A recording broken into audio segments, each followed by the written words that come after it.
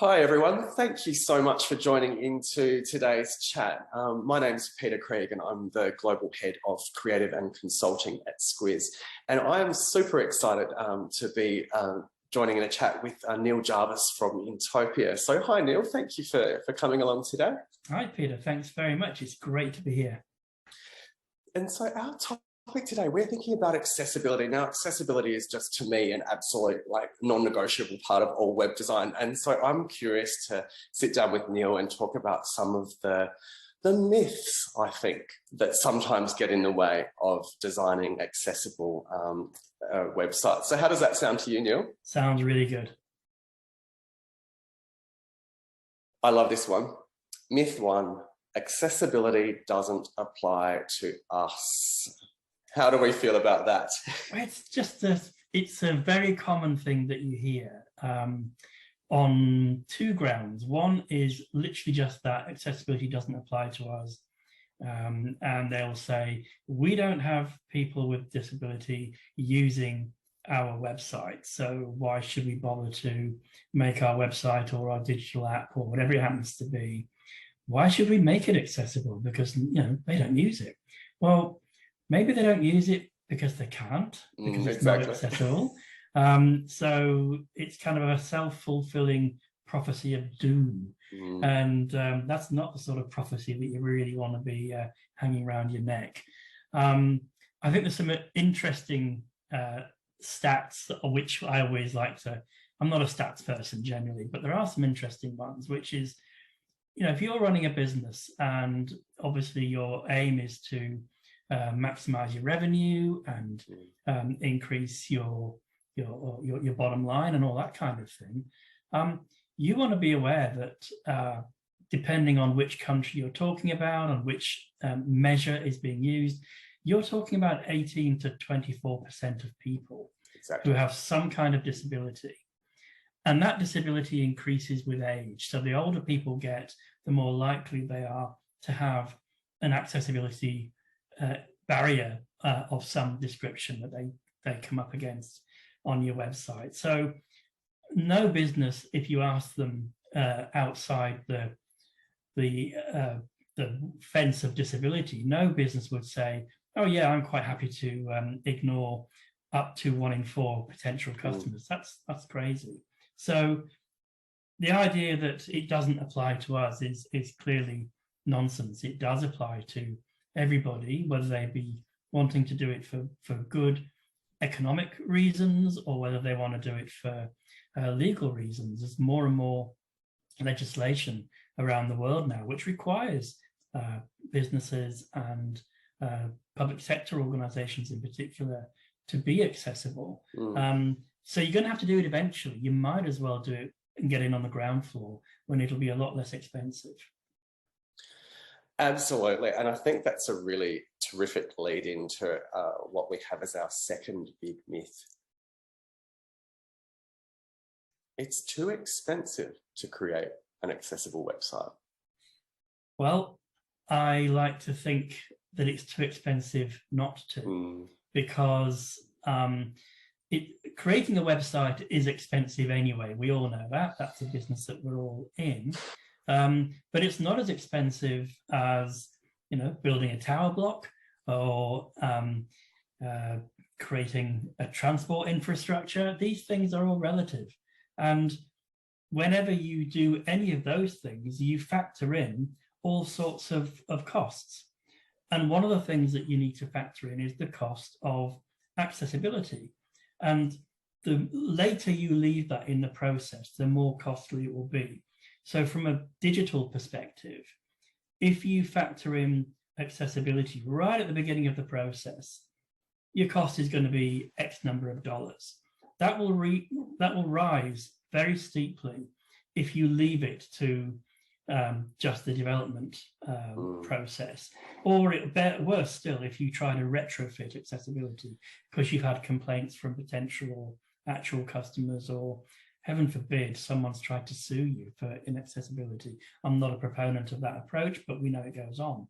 So you know, it's going to cost you more the longer you leave it. So it's almost this idea of accessibility debt in a way, isn't it? Like we talk about design debt or UX debt, which we see having long-term sort of cost impacts, but then accessibility debt's the same. It is harder to retrofit, and if you make that that time up front, you're much more likely to get a successful outcome. And again, think of the number of people that you're going to attract to your site if they can use it. We know that from studies that have been done in the UK, for example, there's a phenomenon called the click away pound. And that's where users will literally have a look at a site, and if they can't use it or if they have difficulty using it, they'll simply go somewhere else. So your competitor or somebody else is getting the benefit of that customer's revenue. And you know, the figures that we know about, you're talking 2/3 of users have experienced that and have left websites because they just can't be bothered with the accessibility problems that they're facing. So absolutely. And I was just going to say, another possible impact of that is calls to call centers. It might be just so much easier to pick up the phone and take that sort of one-to-one staff time, which again is so much more expensive than self-service. And with the best will in the world, an accessibility issue is quite a specialist problem. So a typical call center operative may not be able to, they certainly can't solve your problem because your problem is structural. So, but what they might be able to do is find an alternative way for that person to transact with you. But as you say, that's more time for them. It really would have been quicker and simpler if the original solution, the digital solution, which you want to push customers towards. Which is a great lead into the next myth I wanted to run by you, which is we don't have the right expertise to do it. And that's a real issue. It's a myth that the expertise doesn't exist. It does. But there's lots of ways that you can acquire it. Many organizations will talk to a provider like the one I work with, Intopia, which is all about providing accessibility advice to organizations, whether that be in the form of an audit or some kind of consultancy. And that's what organizations do, especially at the beginning of their accessibility journey. And I know we're going to talk about that a bit later on as well. But it's also a increasingly useful thing to have in-house expertise as well. So that, you know, in the same way as you have expertise around development and testing and engineering and business analyzing and all that sort of thing, you really do need to have in this day and age expertise around the standards that underpin accessible content and accessible platforms. And that's something which is easily acquirable, but you've got to ask for it. It's almost this idea of accessibility maturity and trying to sort of awaken skills in the organization and use the plethora of resources that are out there to make great first steps. Yeah, definitely. And accessibility maturity is certainly a really good description of what we have, because everyone is at a different place on that accessibility journey. And I'm one of those people who can't stand the overuse of the word journey nowadays, but it is a fair description of what's going on, that people are wanting to get better at what they do, and no one is born with knowledge, no one is born with skills, they acquire them.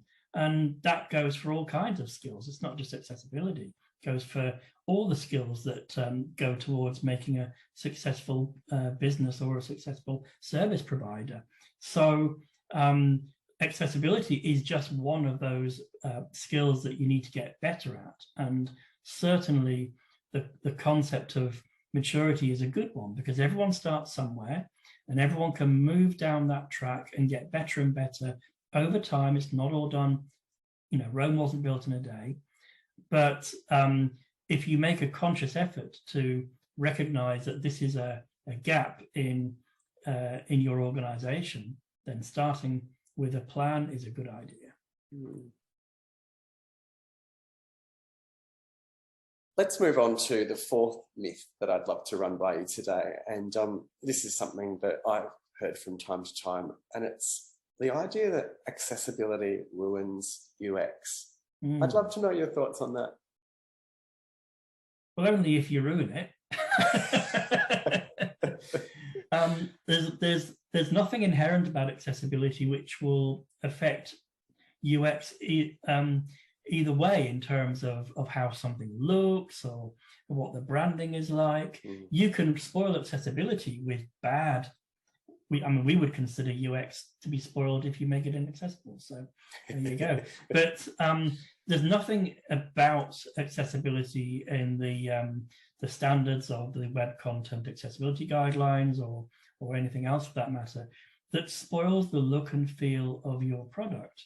We might say to you, well, if you want to make your product as accessible as possible, you might want to avoid certain color schemes, but that's got to be a good thing because that's going to increase the number of people who can use your site. So don't write those titles in yellow. That and keep your contrast, good contrast, and there are clear guidelines about what makes for good contrast and what makes for bad contrast. And if you bear in mind that something like 8% of people have some level of color blindness, that's quite a significant barrier if you're going to indicate everything using color. And it really sort of harks back to that first point you were making about, we're talking about a quarter of your audience. Yeah. So, you're not ruining your UX, you're making it better for a huge number of your audience. And it's an opportunity cost of not doing it as well, isn't it? So figures that were produced two or 3 years ago suggested that $40 billion in Australia alone is the value of the disability dollar, if you like.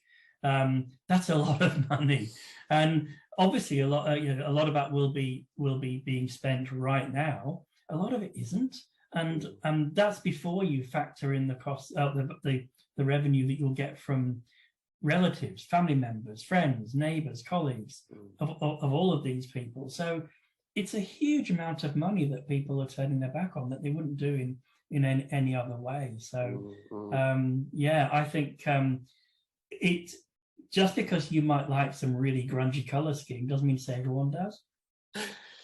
The other sort of thing I've seen with contributing towards accessible websites is that we see benefits in things like search engine optimization. Yeah. We see content being more readable and more scannable, and usability research shows that everyone appreciates that. So it feels like there's just a lot of win-win in the picture here. Yeah, I would definitely agree with that. I think there's no question that like we say, we're not just talking about people who you can easily point at and say that's a disabled person or a potential disabled customer. You're talking about people who are older. You're talking about people often who have got temporary disabilities or temporary health issues that may not be classed as disabilities. They may just be, a colleague of mine broke his arm recently. So that means operating the computer so that he can access websites. It has become an extra challenge that he hadn't previously had to deal with. And so you want to make your site friendly to people like that, because a lot of people break their arms every day. And a lot of people have temporary illnesses that don't stop them from being economically active, but it does stop them from being that way in the way that they usually would be. And at the end of the day, our websites are nothing without the people who use them. So that's it. What's the point otherwise?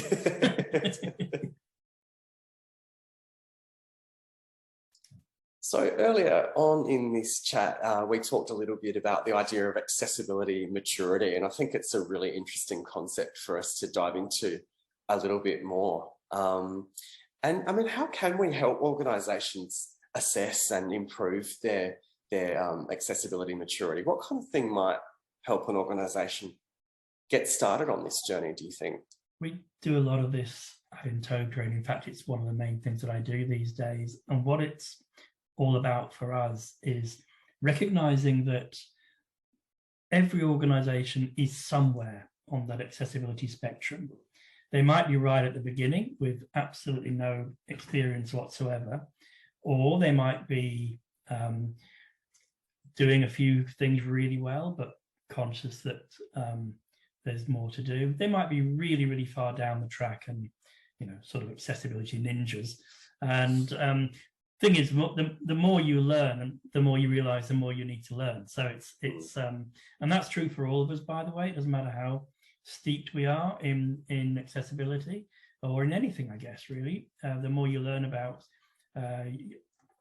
something, the more you realize that you've got yet more to cover. So you never complete the journey. But what we try to do with organizations is say, look, the fact that you're even asking is a sign of burgeoning maturity, because you're really saying, I want to make my services, my platforms more accessible than they currently are, or I want to make sure that if they are already accessible, that they maintain accessibility. Because it's like anything else, if you make the best thing in the world, but then you've got to keep it there.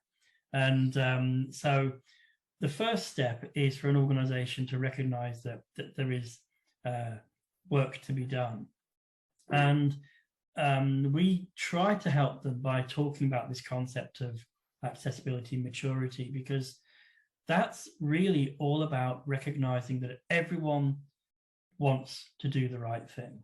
Now, okay, some organizations don't, but we give 90% of organizations you know, the benefit of the doubt. They do, because if they didn't, they wouldn't be asking the question. So then it's about saying to them, okay, what are you doing at the moment? What is your current attempt at accessibility? And there's always something to celebrate. I found over the years, there's always something that someone is doing where you can point to and say, you're doing that, keep doing it, but do more. And here's what you could do to do more. So it might just be that that they've remembered that on the website, if they're using lots of images, it's a good idea to use alt text so that those images can be described by a screen reader and made accessible to a screen reader user in that way. And they might just have someone on the team who actually knows about that and, as a matter of course, does that. It's a small thing, but it's an important thing. And as part of that sort of recognizing as well that, you know, there might be a need to grow some expertise, feels like maybe a first step as well. So the first thing that often organizations will do is say, we have no idea where we are right now. We know that we want to do this. We know that we've got a commitment to making this as good as possible, but we're not sure how well we're doing. Can you help us? Here's our website, here's our app, here's our digital product. Could you do an audit for us? And that's what an organization like ours will do. That's one of the things that we will do. So looking at the website, at the app, and saying, all right, these are the pages that most people are going to visit from what you've told us. These are the things that we found that were problematic with those pages, and this is how you fix it.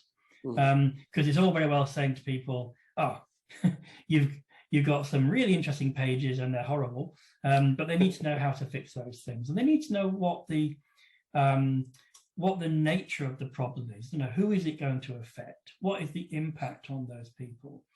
Is that impact show-stopping? Does it stop them from using the site, or does it just create a bit of a hassle for them using the site? Because at some point down the track, you are going to make a decision about prioritizing the work that needs to be done. So that's a really important aspect of the work. Find out who it affects, find out what the impact on those people is, and find out what the level of that impact is, and then what the solution is. And that might be suggesting certain code that would be useful to adopt, or techniques that would be useful to adopt, depending on the severity and depending on the complexity of the issue. But then you move on to the next phase. And by the way, I'll talk about these being next phases, earlier phases. They're not necessarily in a particular order. Often organizations will do things in parallel. Sometimes they'll do things out of order because that's the requirement that they have at that particular time. But the next phase is what you mentioned earlier, the capability, the internal capability. So you don't want to have to keep going to outside organizations to let them tell you what you're doing wrong. You want, if anything, what you want to do is present them with a really good sample of work, and for them to say, yep, you're doing this really well, but by the way, you've still not picked up on this. And I think it's really important just to add that there's so many like free tools or readily available tools that can help absolutely in an internal way.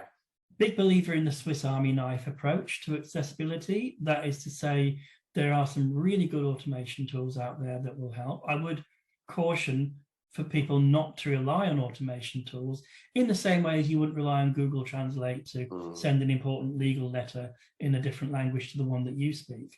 But it's still a really good option to give you a snapshot of where you are. An automated system will typically pick out maybe about 30% of accessibility issues. And the problem is you don't have context with them. So they'll tell you what, the good ones will tell you what the issue is and why it's important, but you won't get any feeling for whether that's a real show-stopping problem or whether it's something which is an irritant. And those things become important. But I always feel that there's nothing sort of beats real-world usability testing for this kind of thing. Right. What are your thoughts on that? Yeah, usability testing is it's not icing on the cake, it's actually the cake itself.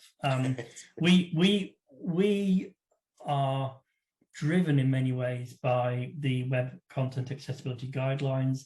Those are what inform the technical people among us as to what to do to make our products accessible.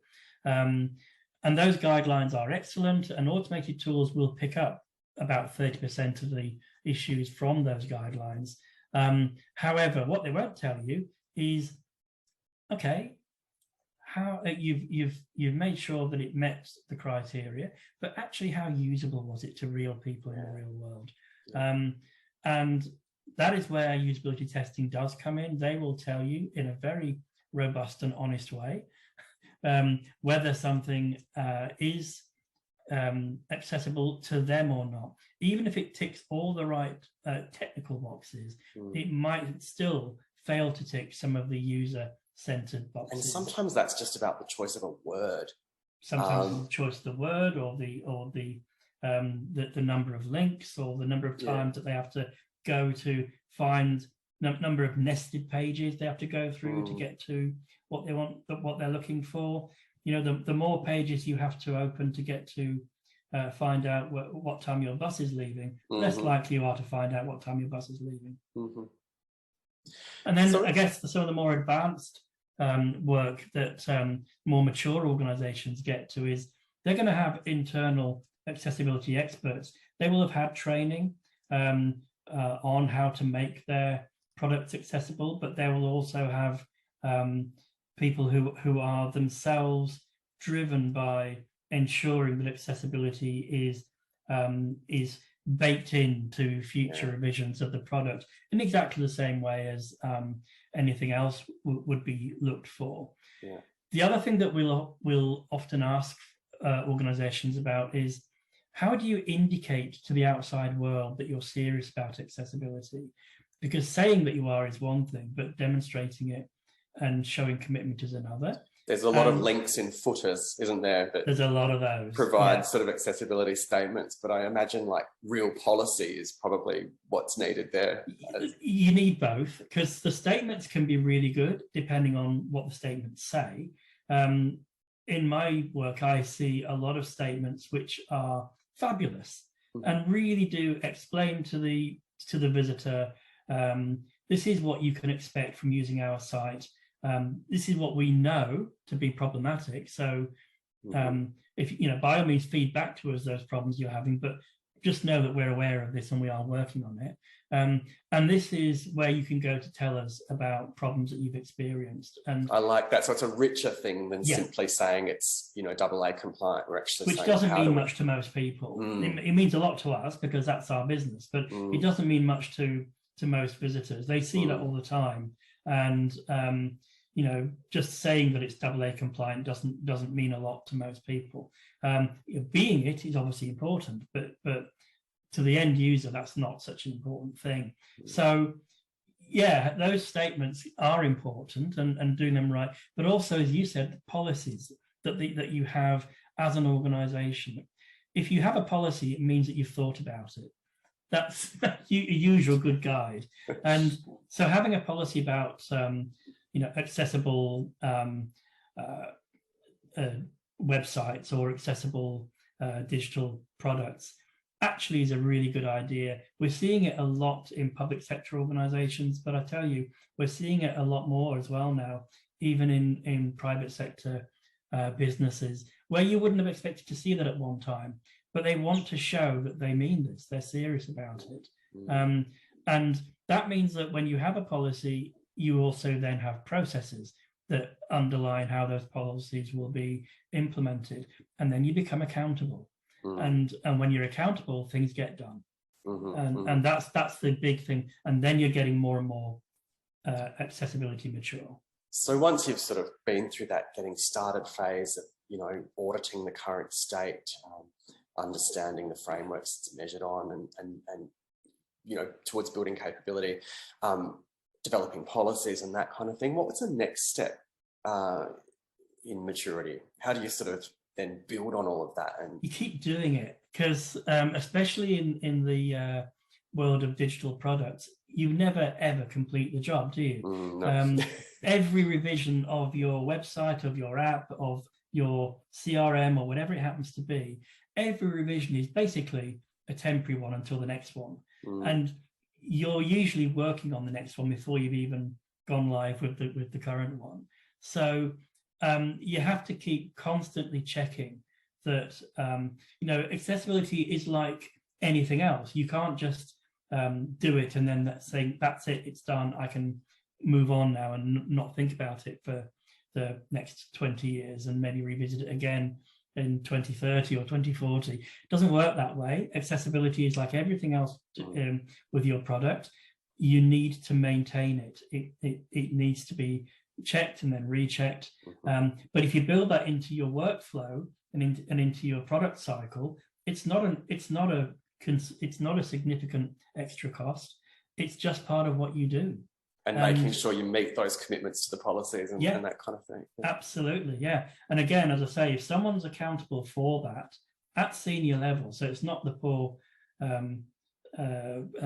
team member who's been working on the project, who then leaves and goes somewhere else. If it's baked into the culture of the organization because it's part of the things that your executive team will report on, just like they report on health and safety, just like they report on, you know, nowadays COVID preparedness, and just like they report on security.